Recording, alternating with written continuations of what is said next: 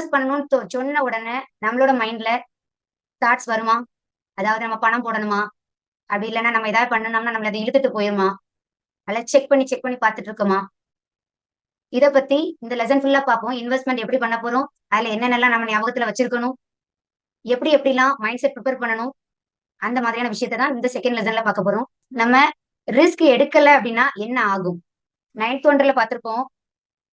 நம்மளை சுத்தி நிறைய எக்ஸாம்பிள்ஸும் இருக்கும்.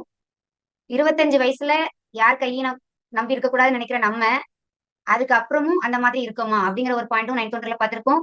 இன்னொன்னு, நம்மளோட அப்பா அம்மாவும் இந்த மாதிரி இருக்காங்களா, இதையும் பார்த்துட்டு வரலாம்னு சொல்லியிருப்போம்.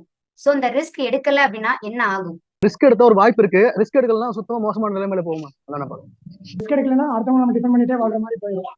அந்த மாதிரி இருக்கக்கூடாது. நம்ம ரிஸ்க் எடுத்தாதான் நம்ம தனியா நின்று ஜெயிக்க முடியும். அந்த மாதிரி விஷயம் ஒரு பாட்டி ஒருத்தர் இருக்காங்க, எப்பவுமே வந்து அந்த இடத்துல வந்து உட்காருவாங்க. எல்லாருமே வந்து 5 ரூபாய் 10 ரூபாய் கொடுத்துருவாங்க. சோ பிச்சை எடுத்துட்டு இருக்காங்க. ஒருவேளை இவங்க சின்ன வயசுல ஒரு ரிஸ்க் எடுத்து என்னோட பேர்ல ஏதோ ஒரு விஷயங்கள் இன்வெஸ்ட்மெண்ட் பண்ணியிருந்தா இன்னைக்கு அவங்க அந்த நிலைமை வந்துருக்க மாட்டாங்க. அப்பா அம்மா இல்ல, அவங்க 2 பசங்க 2 பொண்ணு எல்லாருமே விட்டுட்டு போயிட்டாங்க. இப்ப இவங்க இந்த நிலைமையில இங்க வாடகை ரூம் எடுத்திருக்காங்க, காசு நாங்க வந்து பிச்சை எடுத்துருவோம். இதுதான் நான் ஷேர் பண்ணுவேன். ஹஸ்பண்ட் என்ன பண்ணுவாங்க, ஒய்ஃப் கிட்ட வந்து எந்த ரெஸ்பான்ஸுமே கொடுக்க மாட்டாங்க. எல்லாமே வந்து அவங்களே பண்ணிட்டே இருப்பாங்க. இவங்களுக்கு எதுவுமே கொடுக்க மாட்டாங்க. அப்ப திடீர்னு ஒரு நாள் அவர் இல்லைன்றப்ப இவங்களுக்கு எதுவுமே தெரியாம போயிடும். ஸோ அதனால லைஃப்ல வந்து ரிஸ்க் எடுக்கிறதுங்கிறது தப்பு இல்லை. ஆனா அதையும் வந்து நல்லா தெரிஞ்சுக்கிட்டு எடுக்கலாம். லோவா அதிகமா பணத்தை கொண்டு ஒரே இடத்துல போடாம ஸ்பிளிட் பண்ணி போட்டோம் அப்படின்னா நமக்கு லாஸ் வந்து ரொம்ப இல்லாம அதை நம்ம மேனேஜ் பண்ணிக்கலாம்னு எடுத்து. இப்ப எங்க அப்பா பாத்தீங்கன்னா வந்து கடன் எந்த பிரச்சனையும் கடனுங்கிறது அந்த இதுலயே போக மாட்டாருங்க. அதான் சம்பாதிப்பாரு, சேவிங்ஸ் பண்ணுவாரு, ஒரு பைசா கூட கடன் வாங்குறான்னு இருக்கிற காசை வச்சு செலவு பண்ணணும்னு நினைச்சிட்டு இருப்பாரு. ஆனா வாழ்க்கையில பாத்தீங்கன்னா பெரிய அளவுல முன்னேற்றம் எதுவும் பண்ண முடியல எங்க அப்பனால. ஆனா வந்து நான் வந்து அடுத்த ஸ்டெப் போறது கண்டிப்பா ஒரு ரிஸ்க் எடுக்கணும்னு நினைக்கிறேன். எங்க ஃபேமிலியில வந்து என்னோட அத்தை தான் ரிலேஷன். அவங்க கணவர் இல்லாம போகலாம் அப்படிங்கிறது மாஸ்டர் சொன்னாங்க. உண்மையிலே அது கண்கூடா நாங்க பார்த்திருக்கோம். அவங்க டிரைவர்ல ஒரு ஆக்சிடென்ட்ல வந்து இறந்துட்டாங்க.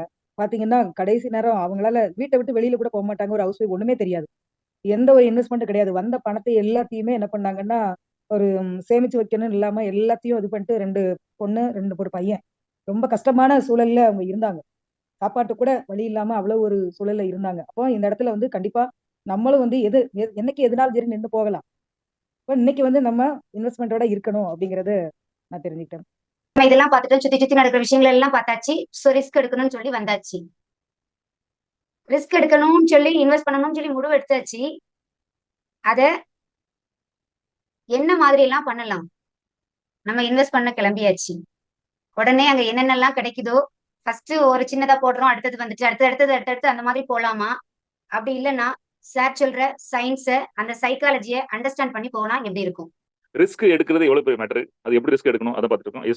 2 விஷயம் பாக்குறேன். ஒண்ணு, நாலேஜ் கண்டிப்பா எடுக்கணும். எடுத்ததுக்கு அப்புறம் முடிஞ்ச அளவுக்கு செல்ஃப் கண்ட்ரோல் இருக்கணும்ன்றது எடுத்துக்கணும். ரொம்ப கரெக்ட். நாலேஜ் இருக்கணும், அதை இம்ப்ளிமெண்ட் பண்ணணும், அப்புறம் செல்ஃப் கண்ட்ரோல் இருக்கும்.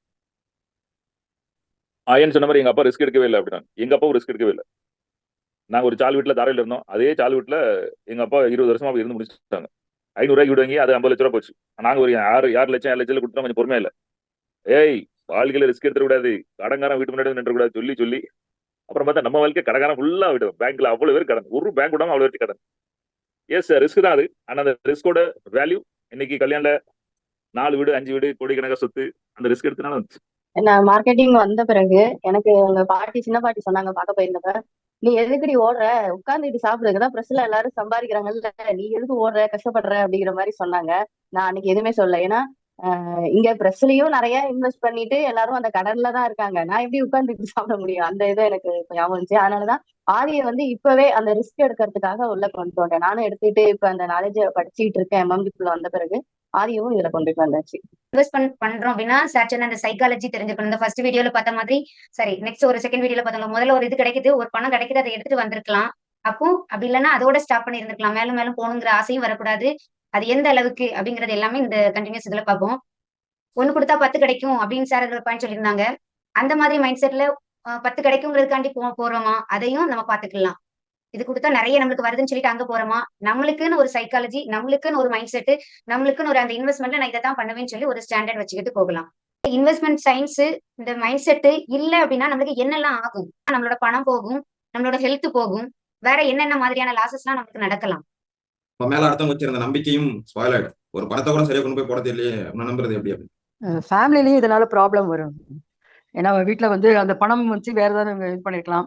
அந்த மாதிரி கொண்டு போய் போடும்போது ஃபேமிலிலேயே இந்த மாதிரி பிரச்சனைகள் வர ஆரம்பிக்கும். குடும்பத்திலயும் ஹஸ்பண்ட் ஒய்ஃபுக்குள்ள பிரச்சனை வரும். ப்ளஸ் சுத்தி இருக்கிற ரிலேட்டிவ் சொந்த பந்தங்கள் எல்லாமே நம்ம வந்து பாக்குற கண்ணோட்டமே வேற மாதிரி இருக்கும். இந்த மாதிரி லாஸ் ஆன பிறகு பாத்தீங்கன்னா நம்ம பாக்குறது வந்து வித்தியாசமா பார்ப்பாங்க. இது இருந்தா எப்படி இருந்தா இப்ப போய் இந்த மாதிரி இருக்கா அப்படிங்கிற மாதிரி பார்ப்பாங்க. இந்த இன்வெஸ்ட்மெண்ட்டை பொறுத்த வரைக்கும் நம்ம என்ன மைண்ட் செட்ல இருக்கணும்? இதுக்கு முன்னாடி பார்த்தது எல்லாமே ரீகால் பண்ணிட்டு வரலாம்.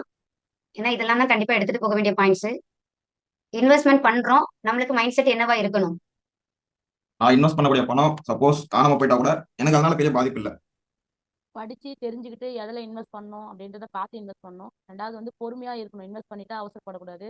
அது பொறுமையா காத்திருந்து அது கரெக்டா எடுக்கணும் அப்படின்னு சார் வந்து சொல்லியிருப்பாங்க, இன்வெஸ்ட் பண்ணிட்டு தூங்கிடுங்க அப்படின்னு சொல்லியிருப்பாங்க. அது அந்த கரெக்டான அந்த நாலேஜ் எடுத்துட்டு நம்ம பண்ணலாம் அந்த மாதிரி.